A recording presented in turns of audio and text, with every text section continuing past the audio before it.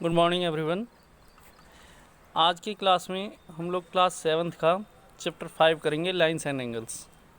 ठीक है बेटा, ये चैप्टर जो है ये बहुत इंपॉर्टेंट चैप्टर है। इसमें जितने भी कंसेप्ट हैं सारे कंसेप्ट क्लास 9th में दोबारा यूज़ होंगे। सो सभी बच्चे आज की क्लास में जो भी कंसेप्ट बताए जाएंगे उसको ध्यान से देखेंगे और समझेंगे। ठीक है बेटा, ओके। इसमें जो बेसिक कंसेप्ट्स हैं, लाइंस क्या होते हैं, रेज क्या होते हैं, एंगल्स क्या होते हैं, वो सारी चीज़ें हमने क्लास 6 में पढ़ी हुई हैं। ठीक है, अगर आपको याद नहीं है तो इसके डिस्क्रिप्शन में एक मैं लिंक दे दूँगा, उसमें आप देख सकते हैं। क्लास 6 की वीडियो है, ठीक है, या फिर VVST चैनल पे आपको ऑलरेडी मिलेगा, एक 6 क्लास की वीडियोज़ भी हैं, उसमें जाके आप देख सकते हो। ठीक है, basic concepts of line, rays, line segment, angles क्या होते हैं। ठीक है, अब हम क्लास 7 की चीज़ें करेंगे। 6 में जो आपने पढ़ लिया है, जिन बच्चों को याद है वो बहुत अच्छी बात है, जिनको याद नहीं है वो पुराना वीडियो देख सकते हैं, 6 क्लास की वीडियो देख सकते हैं। ठीक है, अच्छा, इसमें पहला कंसेप्ट है कॉम्प्लीमेंट्री एंगल। कॉम्प्लीमेंट्री एंगल्स क्या होते हैं? Two angles are called complementary angles if their sum is 90 degree. अगर दो एंगल को प्लस करके 90 डिग्री आ जाता है तो उन दोनों एंगल्स को हम कॉम्प्लीमेंट्री एंगल कहते हैं। जैसे 30 डिग्री और 60 डिग्री, इसको हम प्लस करेंगे, कितना आएगा? 60 और 30, 90 डिग्री आ जाएगा। तो इसलिए 30 और 60 कैसे एंगल्स हैं? Complementary angle. 10 और 80 को ऐड कर दो, कितना आएगा? 10 + 80, 90 डिग्री आएगा। तो इसलिए 10 और 80 कैसा है? Complementary angle. इसी तरह से 20 और 70 कैसे हैं? Complementary angle. क्यों है कॉम्प्लीमेंट्री एंगल? क्योंकि इसका सम 90 डिग्री है। इसी तरह से 57 और 33, इसको प्लस करेंगे तो 90 आएगा। तो ये दोनों एंगल कैसे हैं? Complementary angles. और ये दोनों जिन दो एंगल का सम 90 डिग्री आता है वो कॉम्प्लीमेंट्री एंगल्स कहलाते हैं। And both angles are called complement of each other. दोनों एक दूसरे की कॉम्प्लीमेंट कहलाते हैं। जैसे क्वेश्चन आता है एग्जाम में कि find the complement of 63 degree. ठीक है, ये क्वेश्चन दिया हुआ है, find the complement of 63 degree. जब भी आपको कॉम्प्लीमेंट फाइंड करनी है तो उस जिसका भी आपको कॉम्प्लीमेंट फाइंड करना है उस एंगल को हम 90 में से माइनस कर देंगे। कॉम्प्लीमेंट ऑफ 63 कितना आएगा? 90 - 63 = 27 डिग्री। तो इसको आप प्लस करके देखो, 63 और 27 को प्लस करके 90 आंसर आएगा। 63 और 27 ये दोनों कॉम्प्लीमेंट्री एंगल्स हैं। ठीक है, दो तरह के क्वेश्चन आते हैं। एक तो आएगा फाइंड द कॉम्प्लीमेंट। तो जब कॉम्प्लीमेंट फाइंड करने के लिए आएगा तो जिसका कॉम्प्लीमेंट फाइंड करना है उसको 90 में से माइनस कर देंगे। दूसरा ये आता है कि इनमें से कौन सा एंगल कॉम्प्लीमेंट्री एंगल्स हैं, तो वो दो एंगल्स का पेयर देंगे आपको। तो जिन दो एंगलों को प्लस करके 90 डिग्री आ जाएगा उसको हम लिख देंगे कि these are the pair of complementary angles. Reason में क्या लिखेंगे? Because their sum is 90 degree. पहले हम उसको प्लस करके 90 शो कर देंगे और फिर लिख देंगे since sum of these angles are 90 degree, therefore given pair is complementary angle। ठीक है, जैसे यहाँ 30 60 है तो वो बोलेंगे 30 60 कॉम्प्लीमेंट्री है कि नहीं है, तो हम क्या लिखेंगे इसमें? यस लिख देंगे, yes, because sum of 30 degree and 60 degree is 90 degree. जब भी सम 90 डिग्री आएगा तो उन एंगल्स को हम क्या बोलेंगे? Complementary angles. और वो दोनों एक दूसरे के क्या कहलाएंगे? कॉम्प्लीमेंट। क्लियर है? इसके बाद नेक्स्ट है supplementary angles. Two angles are called supplementary angle if their sum is 180 degree. अब दो एंगल को प्लस करके अगर 180 डिग्री आ जाए आंसर, तो उन दोनों एंगल को हम क्या बोलते हैं? Supplementary angle. And both angles are called supplement of each other. दोनों एंगल एक दूसरे के क्या कहलाते हैं? सप्लीमेंट कहलाते हैं। समझ आ रहा है बेटा? अगर 90 सम आ रहा है तो कॉम्प्लीमेंट्री, और 180 डिग्री आ रहा है सम तो सप्लीमेंट्री। अब इसका एग्जांपल है 10 एंड 170। 170 में 10 प्लस करो, कितना आएगा? 170 + 10 = 180।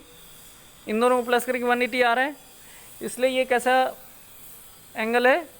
सप्लीमेंट्री। और अगर वो बोलेंगे find the supplement of 10 degree, तो कितना आंसर आएगा? Supplement of 10 degree = 180 - 10। 180 - 10 करेंगे तो कितना आ जाएगा? 170। 10 का सप्लीमेंट 170 है, 170 का सप्लीमेंट 10 है।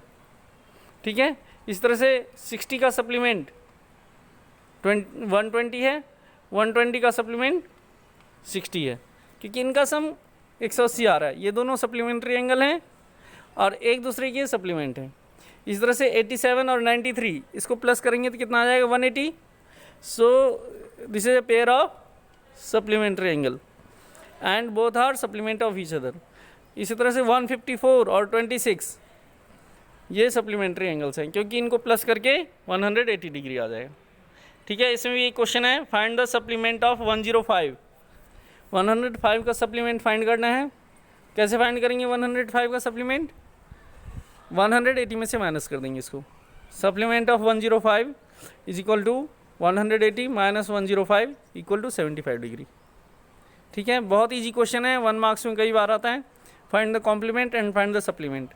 जब आपको कॉम्प्लीमेंट फाइंड करनी है तो किस में से माइनस करेंगे? 90 में से। और जब आपको सप्लीमेंट फाइंड करना है तो किस में से माइनस करेंगे? 180 में से। ठीक है बेटा। और अगर आपको चेक करना है कि सप्लीमेंट्री है या कॉम्प्लीमेंट्री है तो कैसे करोगे? उनको प्लस करके देखेंगे। अगर प्लस करके 90 आ जाएगा तो हम क्या लिख देंगे कि ये कॉम्प्लीमेंट्री एंगल्स हैं। और अगर उनको प्लस करके 180 आ जाएगा तो हम क्या लिख देंगे? सप्लीमेंट्री है। ठीक है, लैंग्वेज इसमें लिख दोगे कि since sum of these angles is 90 degree therefore these angles are complementary. इस तरह से since sum of these angles is 180 degree therefore these angles are supplementary angles. Clear है? कॉम्प्लीमेंट्री सप्लीमेंट्री समझ आ गया बेटा? ठीक है। इसके बाद नेक्स्ट एंगल है एडजेसेंट एंगल। ये एक वेरी इंपॉर्टेंट कंसेप्ट है। Two angles are said to be adjacent if these 3 conditions are satisfy. दो एंगल को हम एडजेसेंट एंगल बोलेंगे अगर ये कंडीशन सेटिस्फाई हो। इन तीनों में से अगर एक भी कंडीशन सेटिस्फाई नहीं हो रहा है तो फिर वो एडजेसेंट एंगल नहीं होगा। ठीक है, एडजेसेंट एंगल तभी माना जाएगा जब ये तीनों की तीनों प्रॉपर्टी उसमें हो। पहला प्रॉपर्टी क्या है कि they have a common vertex. उन दोनों एंगल का एक कॉमन वर्टेक्स होना चाहिए। कॉमन मतलब कि दोनों में ही वही वर्टेक्स हो, अलग अलग वर्टेक्स ना हो, सेम वर्टेक्स हो। फिर उसके बाद है they have a common arm. दूसरी प्रॉपर्टी है कि उनका एक कॉमन आर्म हो, एक ऐसा आर्म हो जो दोनों एंगल का हो। ठीक है, और तीसरा ये है कि नॉन कॉमन आर्म जो है वो कॉमन आर्म के दोनों तरफ हो। ठीक है, एक लेफ्ट हैंड साइड में हो और एक राइट हैंड साइड में हो। देखो अभी एग्जांपल समझ आएगा आपको। यहाँ पे ये डायग्राम बना हुआ है एडजेसेंट एंगल का। तो here angle ABD and angle DBC, जो ऊपर वाला एंगल है और नीचे वाला एंगल है, ये एडजेसेंट एंगल हैं। क्यों हैं? क्योंकि इसमें 3 चीज़ें जो प्रॉपर्टी बताई थी वो तीनों प्रॉपर्टी सेटिस्फाई हो रही। इसमें तीनों प्रॉपर्टी हैं। पहली प्रॉपर्टी क्या बताई थी कि एक कॉमन वर्टेक्स होना चाहिए। तो इसमें जो B है, B कॉमन वर्टेक्स है। दोनों ही एंगल का जो वर्टेक्स है वो B है। ABD का भी वर्टेक्स B है और DBC का भी वर्टेक्स B है। कॉमन वर्टेक्स हो गया। फिर इसके बाद है they have a common arm. जो BD है, जो ग्रीन कलर से बना हुआ है, उसको कॉमन आर्म बोलेंगे, क्योंकि वो BD जो है वो ऊपर वाले एंगल का भी आर्म है और BD जो है वो नीचे वाले एंगल का भी आर्म है। ठीक है, दोनों ही एंगल का ये आर्म है, तो एक कॉमन आर्म है। तो एक कॉमन वर्टेक्स होना चाहिए और एक कॉमन आर्म होना चाहिए। ठीक है बेटा। और तीसरा है non common arm. Non common arm क्या हो गया कि AB और BC, इसको बोलेंगे नॉन कॉमन आर्म। तो ये नॉन कॉमन आर्म जो है ये अपोजिट साइड है, BD के अपोजिट साइड में। अपोजिट साइड में मतलब BD के एक लेफ्ट हैंड साइड में और BD के एक राइट हैंड साइड में। ठीक है, दोनों अलग अलग डायरेक्शन में हो। ठीक है, सेम साइड में नहीं होना चाहिए। एक लेफ्ट हैंड साइड में होगा BD के और एक राइट हैंड साइड में होगा। तो जब ये 3 प्रॉपर्टी सेटिस्फाई करेंगी तो इसको हम क्या बोलेंगे? Adjacent angle. अगर आपके पास कोई भी 2 एंगल हैं, उसमें एक कॉमन वर्टेक्स है, एक कॉमन आर्म है और नॉन कॉमन आर्म जो है वो कॉमन आर्म के दोनों तरफ हैं, तो उसको हम क्या बोलेंगे? Adjacent angle. इसके बाद नेक्स्ट है लीनियर पेयर। ये भी वेरी इंपॉर्टेंट कंसेप्ट है। अभी आपने ये देखा होगा कि जो ऊपर एडजेसेंट एंगल है इसमें AB और BC नॉन कॉमन आर्म है। तो AB और BC जब ये नॉन कॉमन आर्म जो हैं, जब ये एक अपोजिट रेज बनाएंगे, अपोजिट रेज हों। अभी ये देखो अपोजिट रेज नहीं है, ये अपोजिट रेज मतलब कि जिधर BC जा रहा है उसके अपोजिट डायरेक्शन में AB जाए। अपोजिट रेज हों। यानी कि दोनों के दोनों मिलके एक स्ट्रेट लाइन बनाएं, तो उसको हम लीनियर पेयर बोलते हैं। एडजेसेंट एंगल में जो नॉन कॉमन आर्म होते हैं वो अगर अपोजिट रेज हों या फिर वो एक स्ट्रेट लाइन बनाएं, सिंपल सी बात अगर हम कहें तो वो क्या होगा, फिर उसमें लीनियर पेयर बनाएगा। जैसे यहाँ पे आप एग्जांपल दिख रहा है आपको कि इसमें ये एडजेसेंट एंगल है AOC और BOC, ये एडजेसेंट एंगल है क्योंकि इसमें O कॉमन वर्टेक्स है और OC कॉमन आर्म है, और AO और OB ये नॉन कॉमन आर्म है। तो एक लेफ्ट हैंड साइड में है OC के और एक राइट हैंड साइड में है OC के, तो ये तो एडजेसेंट एंगल हो गया। अब इसका जो नॉन कॉमन आर्म है ये एक स्ट्रेट लाइन बना रही है कि नहीं बना रही है? AO और OB मिलके एक लाइन बन रही है ना, स्ट्रेट लाइन बन रही है। तो जब भी ये स्ट्रेट लाइन बनेगी तो उसको हम क्या बोलेंगे? Linear pair. अगर स्ट्रेट लाइन बन जाती है तो लीनियर पेयर, स्ट्रेट लाइन नहीं बनेगी तो लीनियर पेयर नहीं होगा।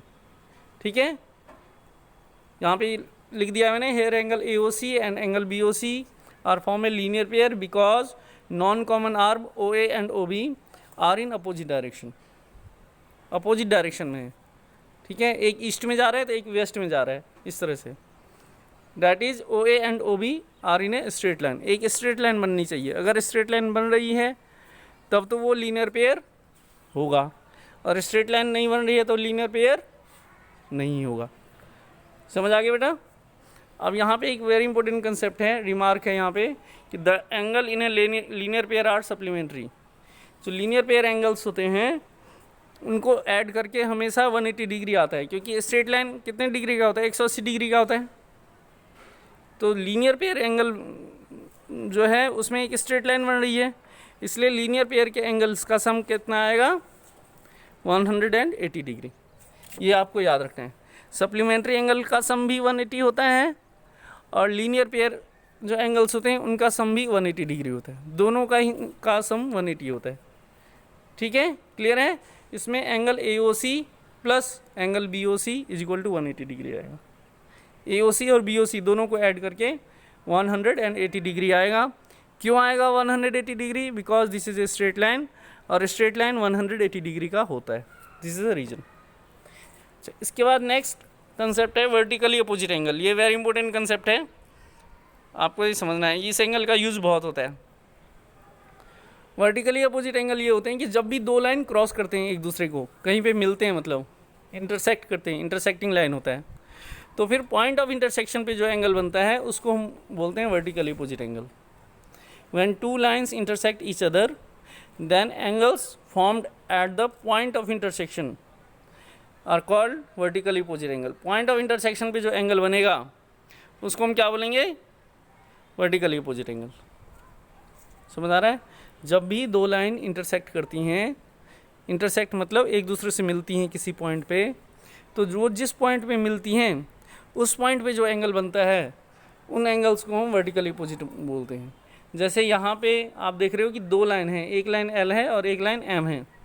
ये दोनों किस पॉइंट पे मिल रही हैं? पॉइंट M पे मिल रही हैं। दिख रहा है आपको? सॉरी, एक स्ट्रेट लाइन L है, एक स्ट्रेट लाइन M है, ये दोनों इंटरसेक्टिंग लाइन है। ये दोनों पॉइंट कहाँ पे मिल रही हैं? O पे मिल रही हैं। पॉइंट ऑफ इंटरसेक्शन इसमें कौन सा है? O है। क्लियर है बेटा? तो पॉइंट ऑफ इंटरसेक्शन O पे चार एंगल बन रहे हैं, 1 2 3 4। तो 1 के सामने 2 है और 3 के सामने 4 है, तो सामने सामने वाले एंगल जो होते हैं इनको बोलते हैं वर्टिकली अपोजिट। 1 के वर्टिकली अपोजिट 2 होगा और 3 के वर्टिकली अपोजिट 4 होगा। समझ आ गया? वर्टिकली अपोजिट एंगल क्या होता है? वर्टिकली अपोजिट एंगल ये होता है कि जब भी दो लाइन एक दूसरे को इंटरसेक्ट करती हैं तो पॉइंट ऑफ इंटरसेक्शन पे जो एंगल बनता है उसको बोलते हैं वर्टिकली अपोजिट एंगल्स। जैसे यहाँ डायग्राम में दो स्ट्रेट लाइन है L और M, इनका पॉइंट ऑफ इंटरसेक्शन O है। तो O पे चार एंगल बन रहे हैं, 1 2 3 4। तो 1 के सामने 2 है तो 1 का वर्टिकली अपोजिट एंगल 2 हो जाएगा, और 3 के सामने 4 है तो 3 का वर्टिकली अपोजिट एंगल 4 हो जाएगा। ये वेरी इंपॉर्टेंट कंसेप्ट है, इसको सभी बच्चे समझ लेना ढंग से। ठीक है? In this figure line L and M intersect at point O, so vertically opposite angles R angle 1 comma angle 2 and angle 3 comma angle 4। फिर एक ये रिमार्क है, ये आपको याद रखना है, वेरी इंपॉर्टेंट रिमार्क है ये, vertically opposite angles are always equal. ये हमेशा इक्वल होते हैं, वर्टिकली अपोजिट एंगल्स हमेशा इक्वल होते हैं, इस चीज़ को आपको याद रखना है। जैसे एंगल 160 डिग्री का है तो एंगल 2 कितना होगा, वो भी 60 डिग्री का होगा, क्योंकि opposite vertically opposite angle same होते हैं। एंगल 160 का है, एंगल 2 भी 60 का होगा। इस तरह से एंगल 3 अगर 120 का है तो एंगल 4 कितना होगा, एंगल 4 भी 120 डिग्री का होगा। ठीक है बेटा, क्योंकि एंगल 3 और 4 जो हैं ये वर्टिकली अपोजिट एंगल है। ठीक है, vertically opposite angles are always equal. ठीक है, याद रहेगा ये। 1 का वर्टिकली अपोजिट 2 है, 3 का वर्टिकली अपोजिट 4 है। 1 इक्वल टू 2 होगा, 3 इक्वल टू 4 होगा। Angle 1 is equal to angle 2 and angle 3 is equal to angle 4। जितनी एंगल 1 की वैल्यू होगी उतनी एंगल 2 की वैल्यू होगी, जितनी एंगल 3 की वैल्यू होगी उतनी एंगल 4 की वैल्यू होगी। अच्छा, अब देखो यहाँ पे नेक्स्ट है, ये एग्जाम्पल है, एग्जाम्पल से आपको अच्छी तरह समझ आएगा। इसमें एक एंगल 55 दिया हुआ है और इन्होंने बोला है कि find the value of x. अब बताओ एक्स की वैल्यू कितनी आएगी, एक्स की वैल्यू भी 55 डिग्री आएगी। क्यों आएगी, क्योंकि वर्टिकली अपोजिट एंगल है। ठीक है, यहाँ पे आपको रीजन ब्रैकेट में लिखना पड़ेगा, बाय वर्टिकली अपोजिट एंगल। ठीक है, हमने पढ़ा है कि वर्टिकली अपोजिट एंगल्स इक्वल होते हैं, तो एक्स की वैल्यू भी 55 आ जाएगी। आप देखो यहाँ पे 55 और प्लस वाई ये कितना आ जाएगा, 180, क्योंकि ये एक लीनियर पेयर बना रहे हैं। लीनियर पेयर में मैंने क्या बताया था कि अपोजिट रेज जो होते हैं वो एक स्ट्रेट लाइन बनाते हैं। तो ये अपोजिट रेज एक स्ट्रेट लाइन बन रहा है ना, सीधी रेखा बन रही है, तो ये 55 प्लस वाई 180 आ जाएगा। रीजन क्या लिखेंगे, लीनियर पेयर। अब ये 55 प्लस में है, इसको राइट हैंड साइड में ले जाएंगे तो कितना आएगा, माइनस। तो y is equal to 180 minus 55 is equal to 125। तो y की वैल्यू 125 आ गई।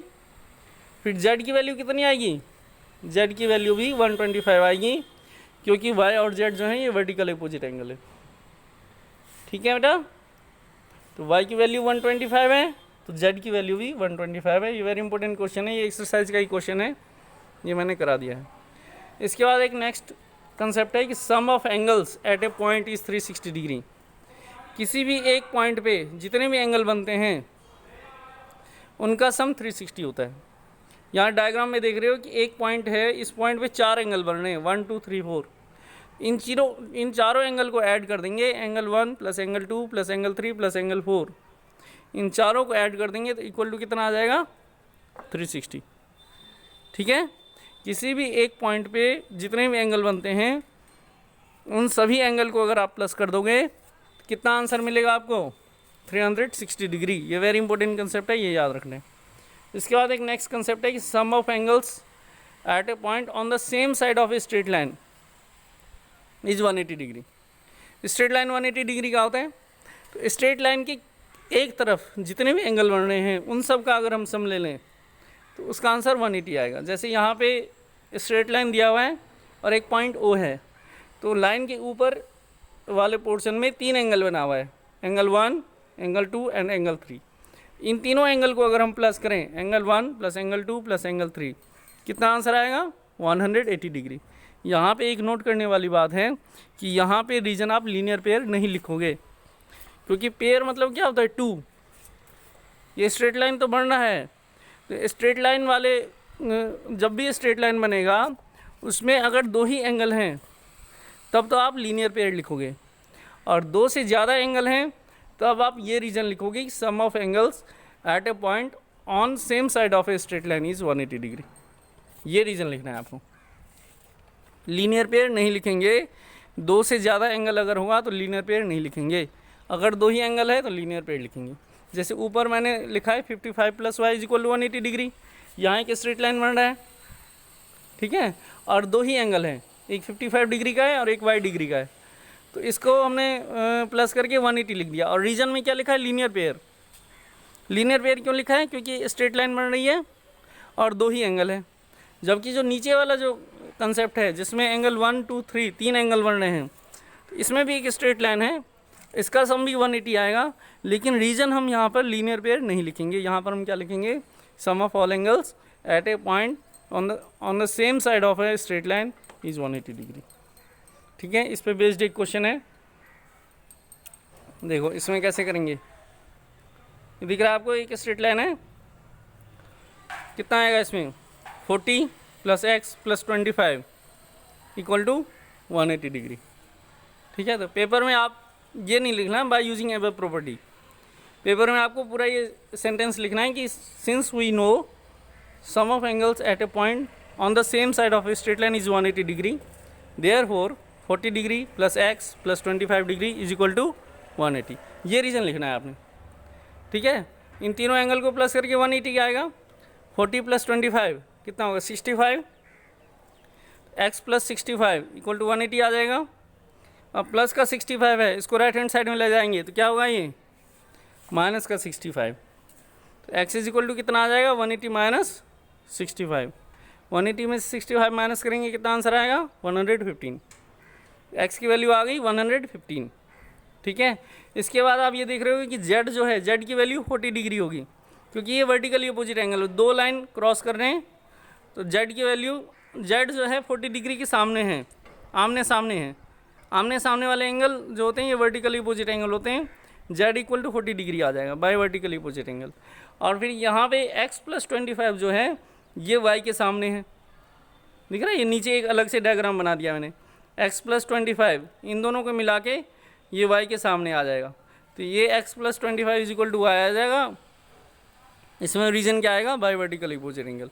और फिर हम x की वैल्यू यहाँ 115 रख देंगे, 115 + 25 कर देंगे तो 140 आ जाएगा, y की वैल्यू 140 डिग्री आ जाएगी।